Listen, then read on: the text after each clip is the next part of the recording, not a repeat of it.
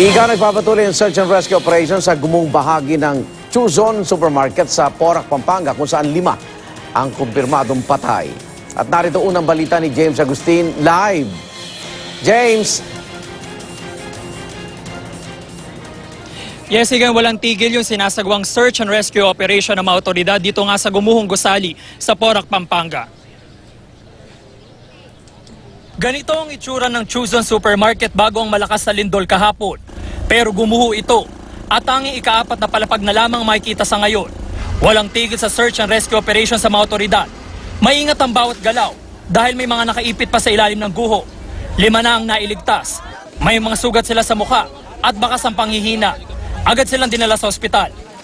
Nakuha po sila sa may bandang opisina po nila, may mga nakadapa po, tapos may mga nakaupo sa gilid na, pero halos may mga mababa na po yung lugar talaga, naipit na sila. Pero ang ginawa ng mga tao natin, gumapang po naman sa para maaabot po sila. Nakasentro ang search and rescue operation sa gitna at kanang bahagi ng gusali. May signs of life din daw ayon sa mga rescuer kaya wala silang sinasayang na oras. Sa tala ng PDRMC, 5 na ang kumpirmadong patay, kabilang isang babae at 2 niyang anak. Nakuha ang bangkay ng 7 taong gulang na batang lalaki, mag-2 na madaling araw. Yung pag-collapse ng building, para siyang sandwich, so mahirap siyang dumaan sa gilid. Kailangan either vertical or galing sa ilalim, pero mahirap yung galing sa ilalim, so more on vertical. But we need more precautions dahil pag kunting galaw, baka maapektuhan yung mga biktima natin. 4 na palapag ang bumuhong gusali.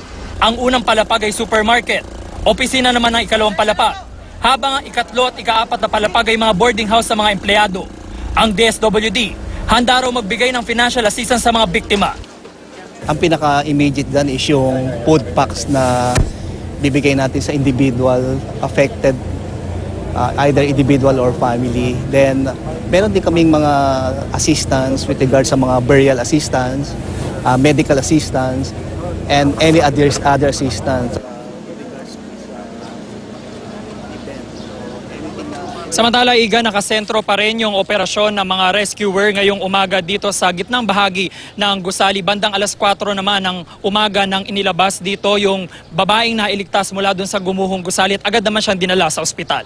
Yan muna pinaka-latest. Balik sa'yo, Igan. Maraming salamat, James Agustin.